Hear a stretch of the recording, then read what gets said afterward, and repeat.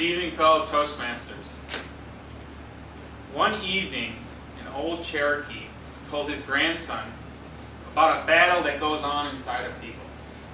He said, "My son, the battle is between two wolves inside of each of us. One of the wolves is evil. It is anger, envy, jealousy, greed, arrogance, regret, self-pity, guilt, sorrow, resentment, intolerance, superiority, and lies. The other wolf is good. It is joy, peace, love, hope, humility, tolerance, comfort, truth, generosity, and kindness." The grandson thought about it for a minute. And then he asked he said, "Grandfather, which wolf wins?"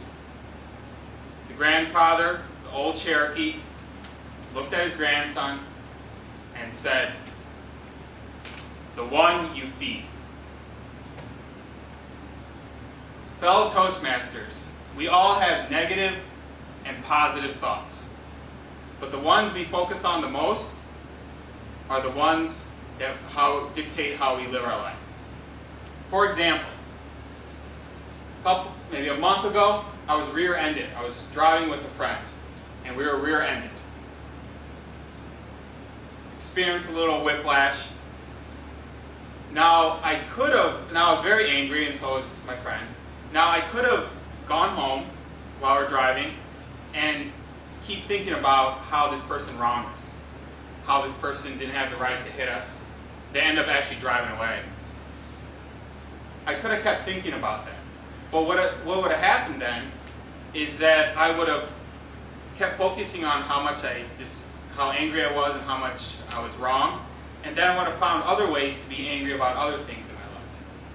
You see, when you keep focusing on what you dislike, you're going to find other areas in your life that you can have the option of disliking. Now, compare that maybe to another negative thought that doesn't seem as serious, like regret.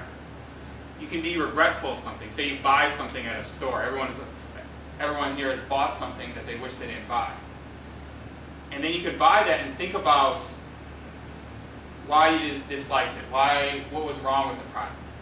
And then what's going to happen is two things. One, you're going to keep focusing on why you didn't like that product and what you're regretful for.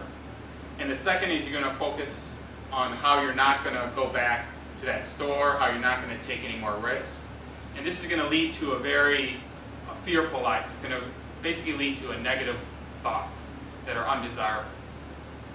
Now, in contrast, you can have positive thoughts. And the way this works is, say someone gave you a gift. That was an act of generosity. That made you feel good. If you focus on how that person made you feel good, you're going to do a couple things. You're going to either give back to that person to help them experience that. You're going to give to others. Or when something bad happens, you're just going to say, "Oh, remember that time I had that gift? How much I enjoyed it?" You're just going to think back to that positive moment. So when you focus on the actions are going to come whether you like it or not. But it's your decision whether you're going to focus on the negative thoughts. Another example of a way to turn a negative experience into a positive experience is what the old Cherokee said. It's humility. So you make a mistake. Instead of saying, "Well, I'm an idiot, I made a mistake, I shouldn't have done that," you could say, "Well, I'm fallible. It was funny that I made a mistake," and you just laugh it off. Now you turn that positive or that negative experience into a positive.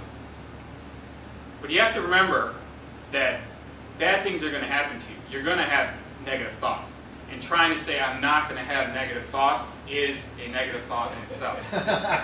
So don't go out of that way. But they're going to come whether you like it or not. But it's your decision whether to focus on them, or focus on the negative thoughts, or focus on the positive thoughts. This is going to determine what kind of person you are or how you're going to live your life.